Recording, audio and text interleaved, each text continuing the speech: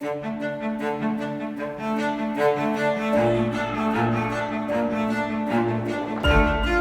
project that we're working on right now is in our investments line of business, where we try to gauge the sentiment of our military folks that are living in one of our housing projects when they have maintenance concerns, right? So if their sink is broken, we built the house and we're also going to maintain it for them and come on site.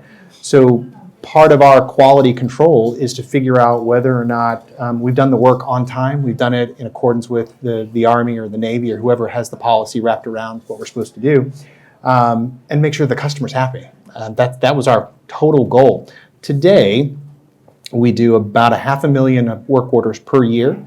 It takes about 70 bodies to actually review those work orders every day, 8 hours a day. With this new AI product we put in place, we can do 500,000 work orders in 24 hours with an accuracy level that's above a human right now. So taking those humans that were getting fatigued and looking at those work orders day in and day out, we can now reposition them to be better trainers in the field to provide better services to the actual customer versus looking at paperwork.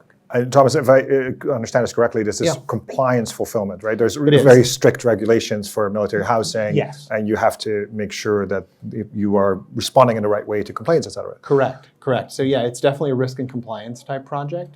So our world works in 3 different pillars. It's risk and compliance, safety. I think I get these in the wrong order. It's safety first, then risk and compliance, and then winning work is the third. That's our 3 pillars.